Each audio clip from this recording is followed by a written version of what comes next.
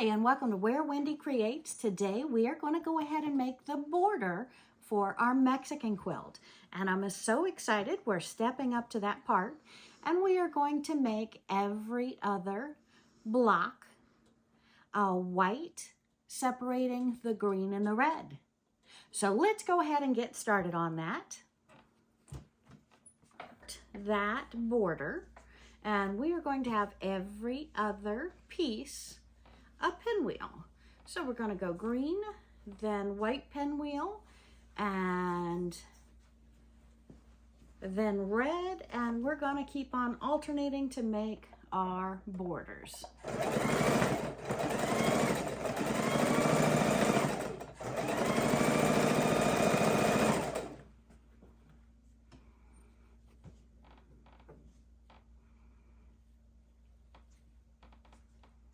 So we are so excited. We are getting down to the point where we actually get to start piecing the quilt. Our blocks are mainly done. I've got a couple more pinwheels that I'm going to put together, but I wanted to go ahead and change flavor, jump over here, and start putting together the borders.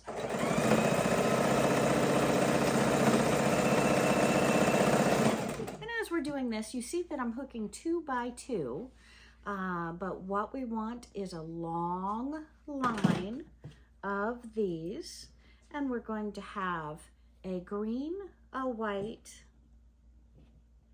and then a red and a white, and then a green and a white, and we're going to continue.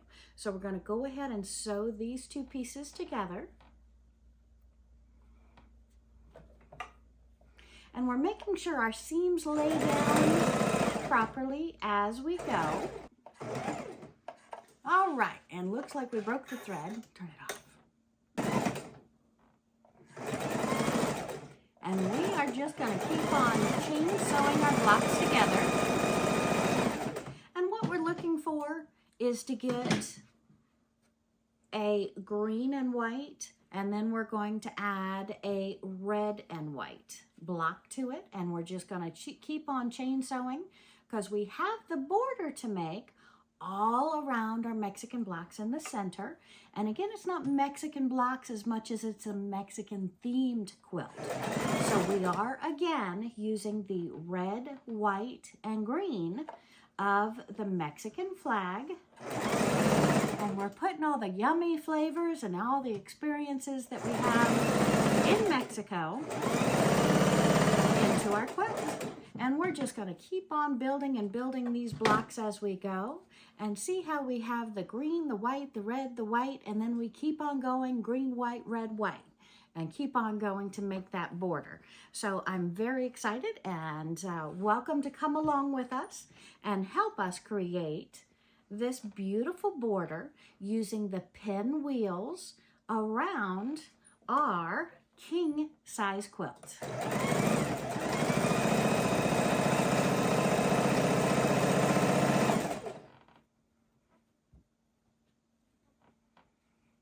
And we're just going to keep on sewing until the stacks are empty, and then we will be very, very excited to go ahead and start the next step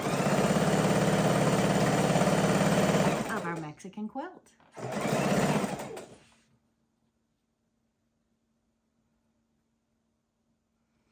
And if my fingers can pull apart our pieces, and this white does have a front, it does have a back.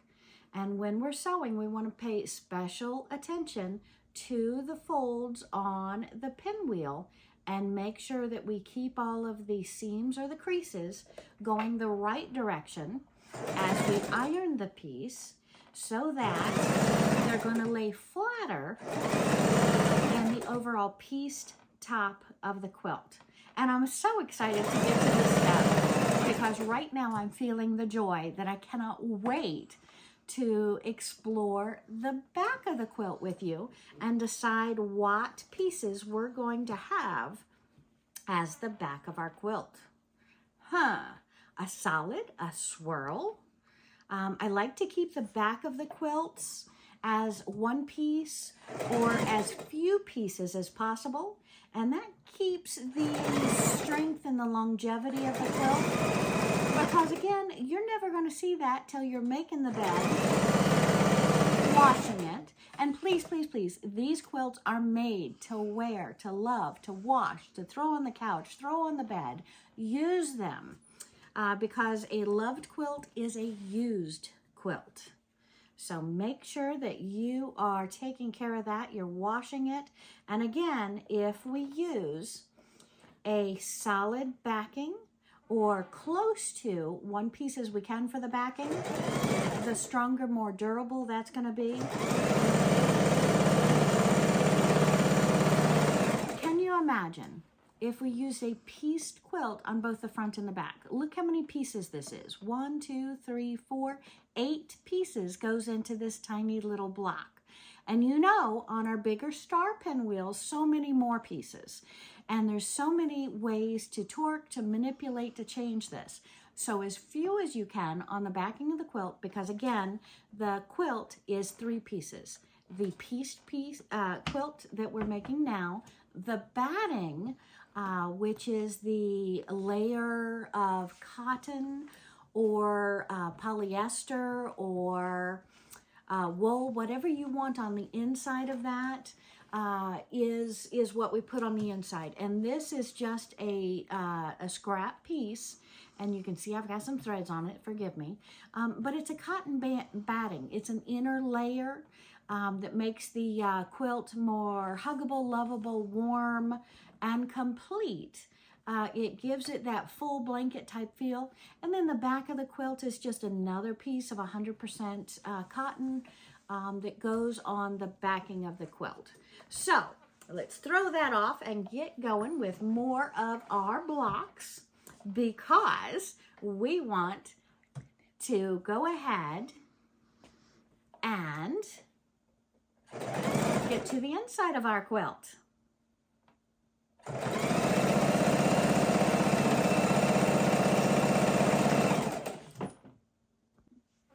Okay, so now we have put some of the blocks together. We're going to go ahead and trim these and put these together, because again, we have 4 sides of the quilt. So we want to make 4 of these, and we want every other one being the red and the green. So we're going to go ahead and put these 2 together. I've got a white and a green, and I've got a white and a red. So we're going to place the white together with the green, and we're going to go ahead and sew those together. And we're going to keep on doing that likewise until we get it long enough. And we'll glance at the quilt pattern in a moment, and we'll tell you just how many I need based on our measurements for each side. Now, it is a king size quilt. So in essence, a king size is a square. So we are actually going to come up with 3 of these that are the same size, because it's a king size quilt. All the other quilts that we would make are longer than they are wide, except for the king size quilt. And this one needs a white. Let's put a white and a green.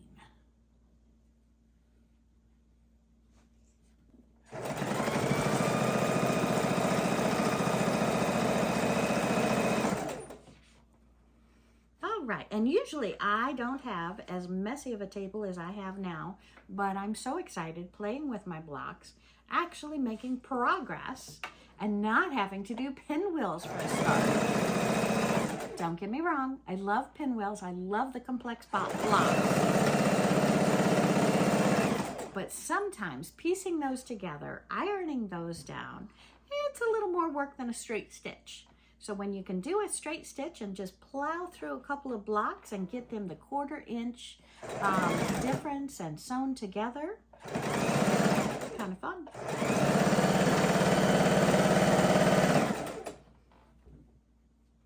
Oh, and looky there. All right, so we've got a couple put together already. And again, always paying attention, what is the front and what is the back of my white blocks.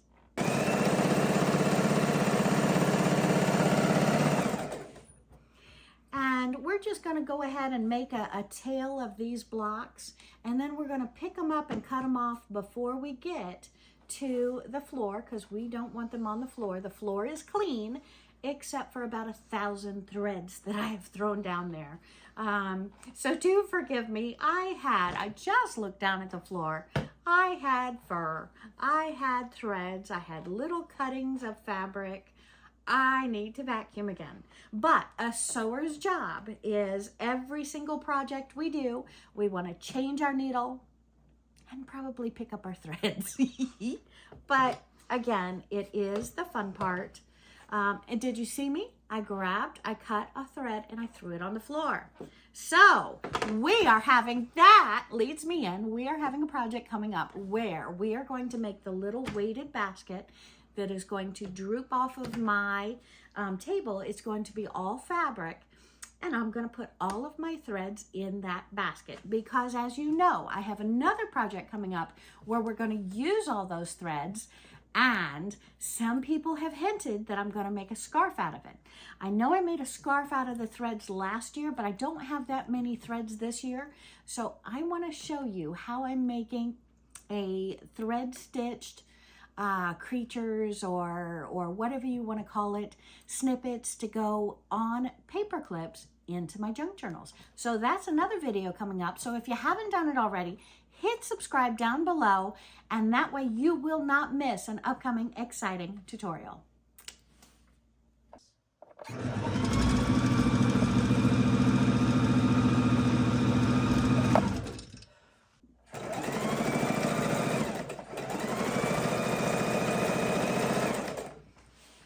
As we're going through our pieces, I just want to make sure that I'm not throwing them off of the table as we go.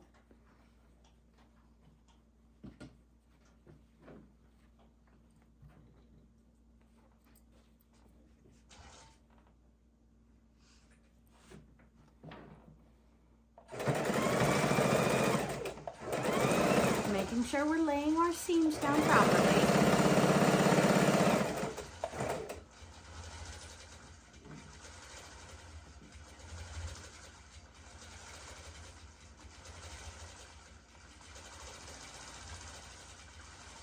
And sometimes your pinwheels will want to torque, and that's why you want to make sure they're perfectly lined up, laid over properly, so you're holding each corner. And if you recall the dimensions on these, each of my small blocks that I use in here are 3 inches by 3 inches. So we are just holding those as we go, to where we are not torquing, pulling the seams or distorting the sides of the fabric.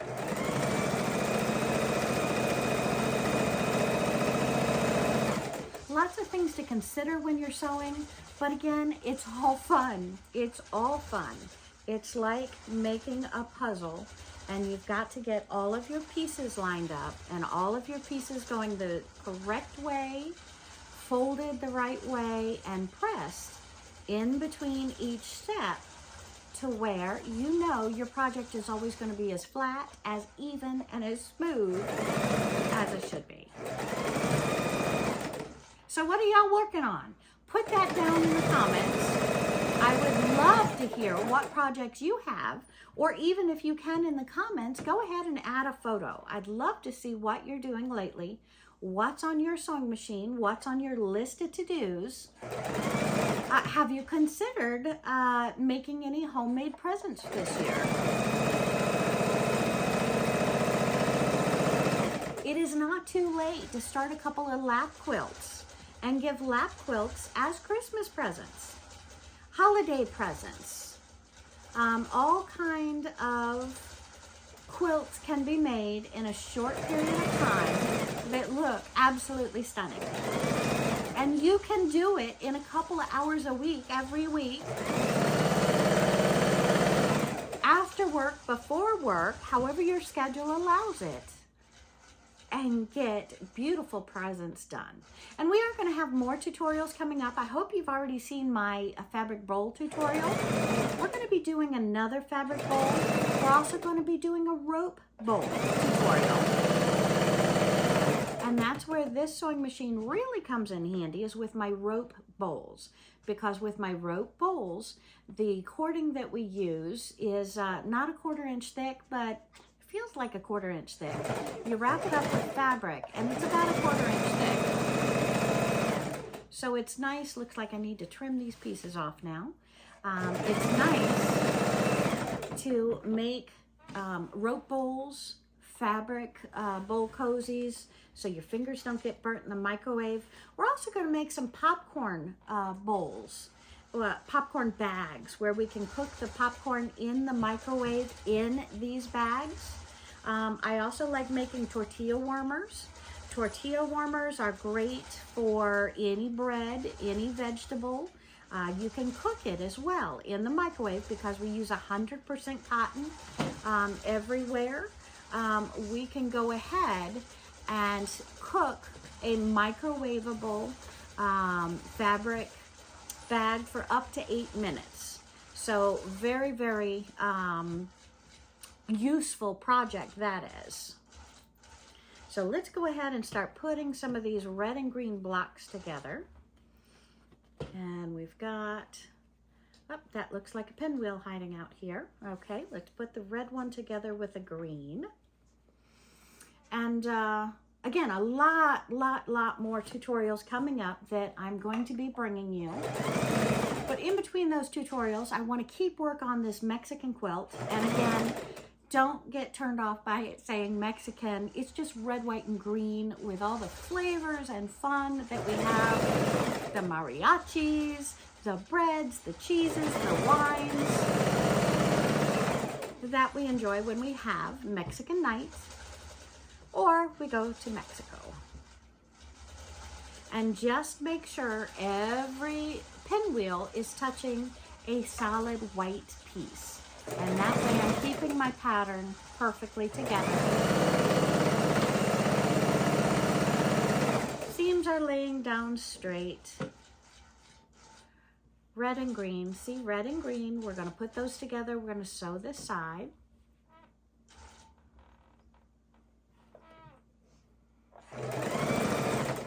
And then we're going to refer back to the pattern real quick here, and we're going to make sure that not one side is too long for my king size border. Okay, so I took a break to add up how many red, white, green, white, red, white, green, white, red, white, etc. that I need. And I need 19, 4 strips of 19 total blocks. So we're going to count those in a few moments, but as you can see, I've got a lot of little ones, so not to worry about that right now. We're just going to move some of them out of the way so they're not in our way as we continue to sew a couple more and get these all into 4 equal rows. As you see here, 1, 2, 3, 4, 5, 6, 7, 8. This strip is only 8 pieces. So we've got so many more to go. No worries. All right. What do I have in the way? I have a tripod in the way. Let's get rid of the tripod. Okay. Now let's just keep going with our white and green blocks. Making sure we're perfectly lined up, making sure our seams, our ironed or pressed down seams, are going the right direction. And look at there, I broke my thread. So let's go ahead and thread the machine again real quick here.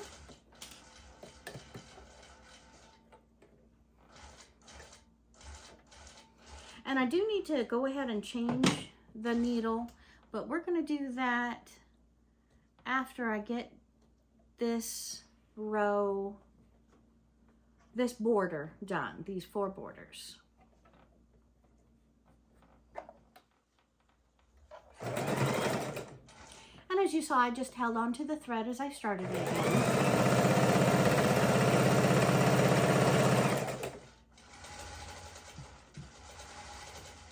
Making sure we're using the front to front, top of the fabric to the top of the fabric, right side to right side.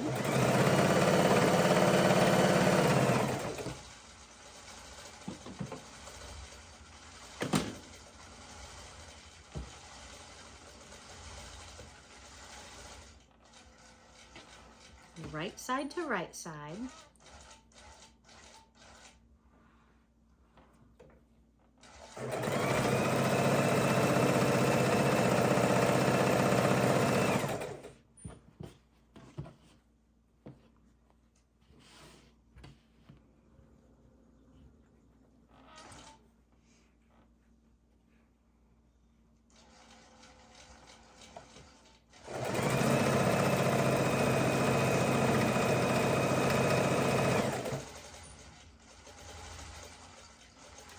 Right side to right side.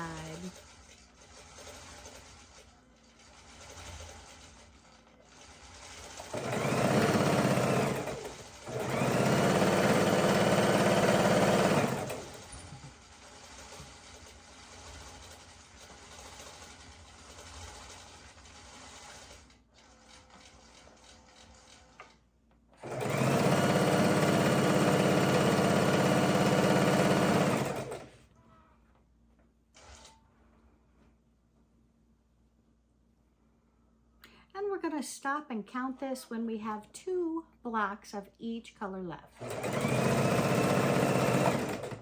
And that way we're going to make sure we have plenty to be the odd number on each row for the quilt. And then we're going to set them aside with the other border of the straight colored strips. We did 3 strips.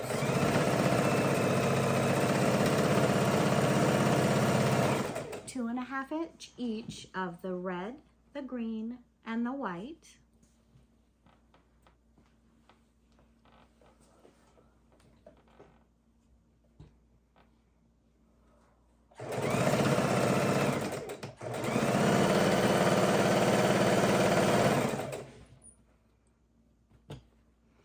And we have 2 greens left, 2 reds left. Let's do the last red here, and then we will put together our sides.